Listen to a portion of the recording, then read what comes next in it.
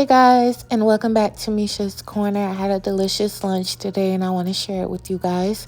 So I'm making basically a chicken bacon pasta. I don't have a name for it. I don't even want to call it Alfredo because it's much more than that. So to my chicken, I'm going to season it up. You could pretty much use whatever spices you prefer, but this is what I use today.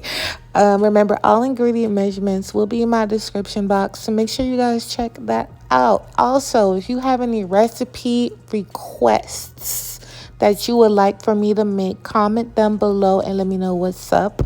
Also, don't forget to give me a thumbs up and subscribe to my channel, and don't forget to share it. So I'm going to start cooking off my bacon. I don't usually add oil when I cook my bacon on the stovetop, but it depends because, some of the cheaper kinds or, you never know. They don't produce any fat, which is so weird to me. But yeah, so after I cook my bacon, I added the chicken down in here and spread it out. After that, but without even touching it, I added the garlic on top.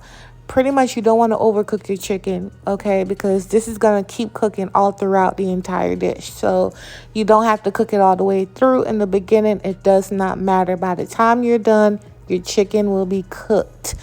Now I'm going to add my salsa down in here, just like I'm doing like this, and mix it up.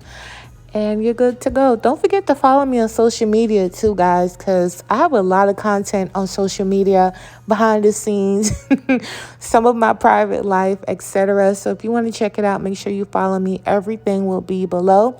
Next, I'm going to add a handful of spinach, or a couple handfuls, and some seasoning, some smoked paprika, granulated garlic, black pepper. But again, use what you have, but everything will be down below. So once this comes together and start to thicken up, I'm going to add my pasta down in here. All right, so I added my pasta and now I'm sprinkling in my freshly grated Parmesan cheese down in here. You want to mix everything up together like I'm doing it here. Pretty much the cheese is up to you. I used about a cup, but you could use more if you prefer. And look how beautiful this looks. It came together so fast and so easy. So now I'm just going to plate it up. Put a couple scoops in my little bowl or a plate.